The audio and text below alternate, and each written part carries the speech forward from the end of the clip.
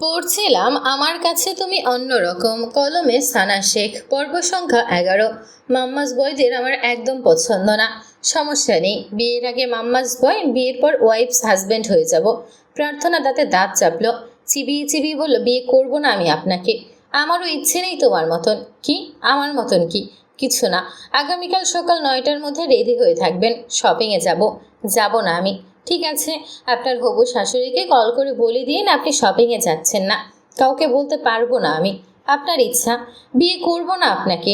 আপনার ইচ্ছা। আপনাকে খুন করব আমি। আপনার ইচ্ছা। এই ফোন রাখুন আপনি। আপনার ইচ্ছা হলে আপনিই রাখুন। রাখছি। আপনার সঙ্গে কথা বলার জন্য মরে যাচ্ছি না। কান থেকে ফোন নামিয়ে কল কেটে দিয়ে রাগে গজগজ করতে করতে বলল, বজ্জাত অসভ্য শয়তান তালগাছ, তোকে খুন করে ফেলবো আমি। আমি কিন্তু শুনে ফেলেছি মিস প্রার্থনা সরকার। গুরুগম্ভীর গলায় কথাগুলো বলল ইলহাম। তড়িৎ গতিতে ফোনের স্ক্রিনে তাকালো প্রার্থনা। সর্বনাশ, কল তো কাটেইনি। ইচ্ছে করছে এক আছাড়ে ফোনটা গুরু গুরু করে ফেলতে। শেষ পর্যন্ত তার ফোনটাও তার সঙ্গে বেইমানি করলো। শব্দ সন্তরের। ওই বেইমান ছেলের জন্যই তার সব কিছু এলোমেলো হয়ে গেছে। কোনো কথা না বলে কল কেটে দিল। তার হৃদস্পন্দন রকেটের গতিতে ছুটছে। এই মুখ নিয়ে ইলহামের সামনে দাঁড়াবে কিভাবে? একবার তালগাছ বলেছিল বলে তাকে ডেকে তালগাছ কবিতা বলিয়েছে। আজ তো বজ্জাত অসভ্য শয়তান তালগাছ বলল, এবার যদি বলে বজ্জাত অসভ্য শয়তান তালগাছের সংজ্ঞা দাও, তখন তখন কি হবে? সে কি এখনই এসবের সংজ্ঞা মুখস্থ করে রাখবে? সকাল 10টা বাজতে ইলহাম গাড়ি নিয়ে সরকার বাড়ির সামনে এসে দাঁড়ালো। ফোন তুলে কল করলো প্রার্থনার ফোনে, কিন্তু কল রিসিভ হলো না। পরপর 3বার কল করার পরও যখন প্রার্থনা কল রিসিভ করলো না, তখন বাধ্য হয়ে রোহানের ফোনে কল করলো। রিসিভ হতেই সালাম দিয়ে জানালো সে বাড়ির সামনে অপেক্ষা করছে। প্রার্থনা তাকে যেন পাঠিয়ে দেয়। রোহান তাকে ভেতরে যেতে বললেও রাজি হলো না সে। হাতে সময় কম, প্রার্থনা দ্রুত পাঠিয়ে দিতে বলল। ফোন রেখে প্রার্থনার রুমে এলো রোহান। প্রার্থনা বসে আছে বিছানায়। নীতি আর সখিনা বেগম তাকে রেডি হতে বলছে বারবার, কিন্তু প্রার্থনা নড়ছে না, কিছু বলছেও না। রোহান বোনের কাছে এগিয়ে এসে বলল, এখনো রেডি না হয়ে এভাবে বসে আছিস কেন? ইলহাম বাইরে অপেক্ষা করছে। প্রার্থনা গোমরা মুখে ভাইয়ের দিকে তাকালো। থমথমে গলায় বলল, যাব না আমি। আমাকে কেন যেতে হবে? ওনাদের পছন্দ মতো কিনলেই তো হয়। আমিও তো বলেছিলাম ওনাদের পছন্দ মতনই কিনতে, কিন্তু ইলহামের মা মানছেন না। উনি বারবার বলেছেন তোকে পাঠাতে। এখন জেদ না করে রেডি হয়ে যা, এমনিতেই হাতে সময় কম। প্রার্থনা রাজি হলো না। অনেক জোরাজোরির পর অবশেষে উঠে দাঁড়ালো। হাত মুখ ধুয়ে এসে বোরকা হিজাব পরে রেডি হলো অল্প সময়ের মধ্যেই। ফোন হাতে নিয়ে রুম থেকে বের হলো 3জনের সঙ্গে। বাড়ির ভেতর থেকে বেরিয়ে গেটের কাছে এসে দেখলো ইলহাম গাড়ি থেকে নেমে দাঁড়িয়ে আছে।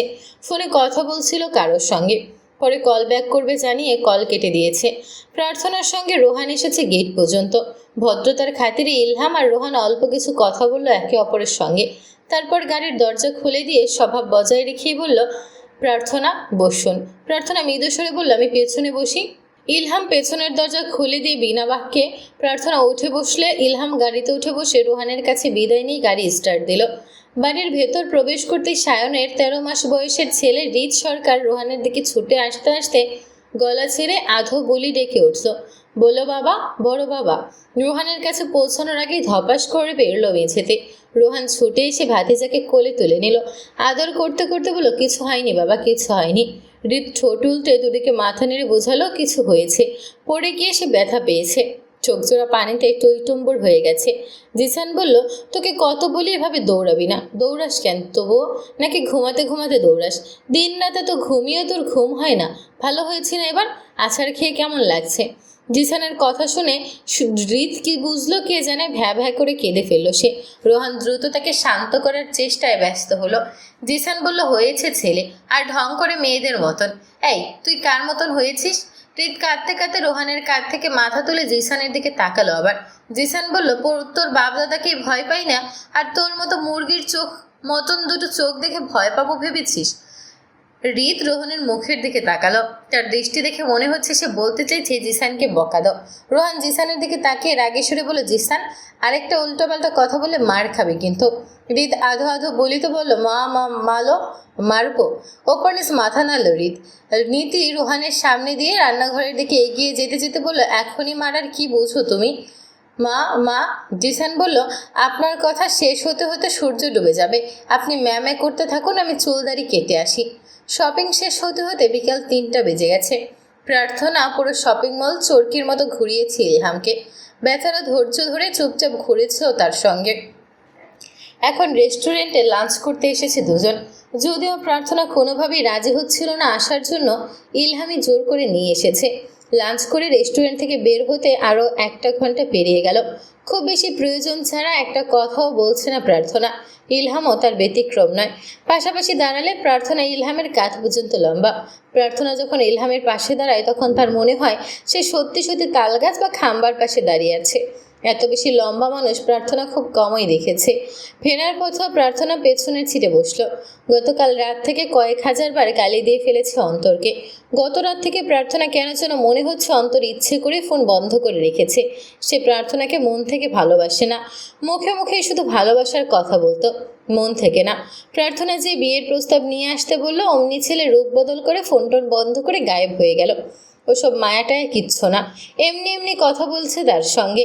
আর সেই কিনা ওই বদ ছেলের জন্য নিজের চোখের মূল্যবান পানি ফেলেছে। কোনোদিন সামনে পেলে ছেঁড়া জুতা দিয়ে মারবে ওই অন্তর ফন্তরকে। রোহান একটা দরকারে বেরিয়েছিল।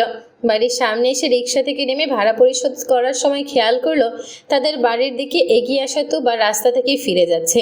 রোহান গলার আওয়াজ বাড়িয়ে তোবাকে ডাকলো। তোবা পিছু ফিরতে হাতের ইশারায় কাছে ডাকলো তাকে। ভাড়া পরিশোধ করতে রিক্সা চালক প্রস্থান করলেন। দূরে দূরে বুকে এগিয়ে এলো তোবা। রোহানকে দেখেই বাড়িতে ফিরে যাচ্ছিল সে। সেই রোহানের সামনে আসতে হলো তাকে। রোহান গম্ভীর গলায় বলল, এসে আবার ফিরে যাচ্ছিস কেন?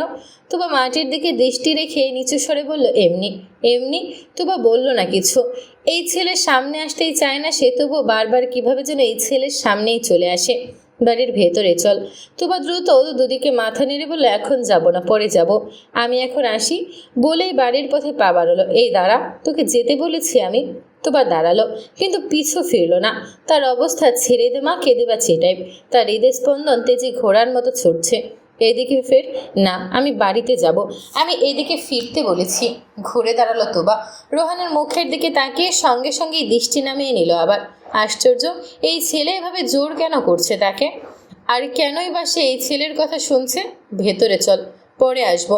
পরে আর কি আসবি? এসেই তো পড়েছিস। তোবা না পেরে রোহানের আগে আগে গেটের ভেতর প্রবেশ করলো। হয় 2 মিনিট আগে আসতো, না হয় 2 মিনিট পরে আসতো। এই সময়ই কেন এলো সে? তোবা সোজা প্রার্থনার রুমে চলে এলো। প্রার্থনা 4 হাত পা ছড়িয়ে বিছানায় শুয়ে আছে। তোবা যখন শুনলো ইলহামের সঙ্গে প্রার্থনার বিয়ে ঠিক হয়েছে, তখন প্রার্থনার চেয়ে তোবাই বেশি শকড হয়েছিল। শেষ পর্যন্ত ওই গোমরামুখ স্যারের সঙ্গে তার জানের জিগার বান্ধবীর বিয়ে। তোবা প্রার্থনার পাশে শুয়ে পড়লো। বলল, হবু বরের সঙ্গে গিয়ে কী কী শপিং করলি? প্রার্থনা আক্ষেপ করে বলল, দুনিয়ায় কি আর কোনো বেডা মানুষ ছিল না আমাকে বিয়ে করার জন্য? ওই তালগাছের সঙ্গে কেন আমার ভাগ্য লিখে রাখলেন আল্লাহ তাআলা? ওই তালগাছ আমার চেয়েও 1 হাত বেশি লম্বা। ওনার পাশে দাঁড়ালে নিজেকে পিঁপড়া মনে হয়। স্যার হাতি, তুই পিঁপড়া। হাতি বলবে না বাব্বা, এখনই বরের জন্য এত দরদ? আমার বর হাতি, এটা আমি কোশমিন কালেও মেনে নিতে পারবো না। উনি তো মোটা সোটা না, তুই তালগাছি বল। তোবা হেসে ফেললো প্রার্থনার কথা শুনে। হাসবি না শয়তানি, বিয়ে ভাঙার জন্য একটা বুদ্ধি দিতে পারলি না, আর এখন এসেছিস মজা নিতে। কি বুদ্ধি দিব? আমিই তো তোর কাছ থেকে বুদ্ধি নেই সব সময়।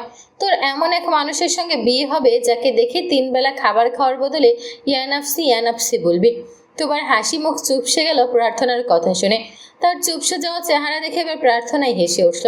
রাত 9টার পর অন্তরের ফোনে মেসেজ দিলে মেসেজ ডেলিভারি হলো। তা দেখে হৃদস্পন্দন বেড়ে গেল প্রার্থনার। পরপর আরও কয়েকবার মেসেজ দিল সে। মেসেজ ডেলিভারি হলেও সিন হচ্ছে না। মেসেজ সিন হলো বেশ অনেকক্ষণ পর, প্রায় 10 মিনিট পেরিয়ে গেছে। প্রার্থনা অধীর আগ্রহে অপেক্ষা করতে লাগলো একটা রিপ্লাইয়ের, কিন্তু অন্তর কোনো রিপ্লাই দিল না। প্রার্থনা আবার লিখলো, বিয়ে করার জন্য তোকে মেসেজ দিচ্ছি না, তুই ঠিক আছিস কিনা সেটাই জানতে চাচ্ছি। কি হয়েছিল? মেসেজটা সঙ্গে সঙ্গে সিন হলেও রিপ্লাই এলো না। মরেছিস নাকি আবার? মেসেজ সিন করছিস, রিপ্লাই দিচ্ছিস না কেন? আজ শুক্রবার, পবিত্র জুম্মার দিন, সঙ্গে ইলহাম আর প্রার্থনার বিয়ের দিনও। সরকার বাড়িতে মানুষের হাট বসেছে আজ। আত্মীয় স্বজনে ভরা বাড়ি। আদিলের বাড়ির সবাইকে দাওয়াত দিলেও কেউ আসেনি। প্রার্থনাকে তারা তাদের ছেলের বউ করে চাইলো, অথচ তাদের না দিয়ে তাড়াহুড়ো করে অন্য জায়গায় বিয়ে দিয়ে দিচ্ছে। আলিয়ার বাবা মা আসতে চাইলেও আসতে পারলেন না। যেখানে বড় ভাই ভাবি আসবে না, সেখানে তারা এলে কেমন দেখায় না? বড় ভাই ভাবিকে তো অপমান করা হবে। আলিয়ার শ্বশুরবাড়ির সবাইকে দাওয়াত দিলে তারাও কেউ আসতে পারেনি। যেখানে আলিয়ার বাবার বাড়ির মানুষই আসছে না, সেখানে তারা কিভাবে আসবে? পার্লার থেকে লোক এসে সাজিয়ে দিয়ে গেছে প্রার্থনাকে। প্রার্থনা এখন নিজের রুমে অবস্থান করছে। বরযাত্রী এসেছে কিছুক্ষণ আগেই। খাওয়া দাওয়ার পর্ব চলছে এখন। প্রার্থনার কাছে তার কাজিনরা রয়েছে। এক একজন এক এক রকম কথা বলছে। ছাড় থেকে বড় হবে এটা নিয়েও মশকরা করছে কয়েকজন। প্রার্থনার মধ্যে এত ধৈর্য কোনোদিন ছিল না। আজ যতটা ধৈর্য নিয়ে বসে আছে সে। এই যে ভাঙা ক্যাসেটের মতন একটু পরপর বেজে উঠছে তার কাজিনদের মুখ, এসব শোনার মতন মেয়ে কি সে? অথচ সে চুপচাপ শুনছে। বিয়ের রেজিস্ট্রি সম্পন্ন হওয়ার পর বাইজিৎ সরকার আর ইশতিয়াক মির্জা কাজী আর সাক্ষী নিয়ে এলেন বিয়ে পড়ানোর জন্য। রুম খালি হওয়ার বদলে মানুষের ভিড় জমে গেল আরও। কবুল বলার সময় খুব বেশি সময় নিল না প্রার্থনা। বেশ স্পষ্ট স্বরেই কবুল বলেছে সে। বিয়ের আনুষ্ঠানিকতা সম্পন্ন হওয়ার পর বর আর কনেকে পাশাপাশি বসানো হয়েছে। প্রার্থনা ইলহামের মুখের দিকে একবার তাকিয়ে দৃষ্টি নামিয়ে নিয়েছে। ইলহামের পরনে তার পছন্দ করে দেওয়া শেরওয়ানি। ইলহামের চোখে চোখ পড়তে প্রার্থনার হৃদস্পন্দন থমকে গিয়েছিল। এমন গভীরভাবে কেউ তাকায়? তুবা ওয়াশরুমে গিয়েছিল। ওয়াশরুম থেকে বেরিয়ে বাড়ির বাইরে আসতে রোহানের সামনে পড়ল। তুবা মাথা নিচু করে পাশ কাটিয়ে চলে যেতে নিলে রোহান থামালো তাকে। না চাইতেও তুবা মুখ তুলল আবার। সারাদিনের ব্যস্ততায় রোহানের চেহারা শুকিয়ে গেছে। রোহান কি খেয়েছিল? সে কি জিজ্ঞেস করবে একবার? কি দেখছি সেভাবে? রোহানের কথা শুনে তড়িৎ গতিতে মুখ নামিয়ে নিল তুবা। লজ্জায় চোখ মুখ খিচে বন্ধ করে ফেলল। আমাদের বিয়েটা কবে হলে ভালো হয়? রোহানের কথা শুনে মুখ তুলে গোল গোল চোখে তাকালো তোবা। রোহান আগের মতোই নিচু স্বরে ফের বলল, কথা বলছিস না কেন? তোবা কম্পিত স্বরে বলল, কার বিয়ে? আমাদের। যাকে বিয়ে করবে গিয়ে তাকে জিজ্ঞেস করো। তাকেই তো করছি। কি মানে কি বলছো তুমি? সহজ বাংলায় বলছি, তবু বুঝতে পারছিস না? বলছি আমাদের দুজনের বিয়ে কবে হলে ভালো হয়। মানে তুই কবে করতে চাস? আজকেই করবি? কাজে আছে এখনো। আমি কেন তোমাকে বিয়ে করব? আমি বিয়ে করব না তোমাকে। কেন? করলে সমস্যা কি? আমি খারাপ? আমার নামে কোনো বাজে রিপোর্ট আছে?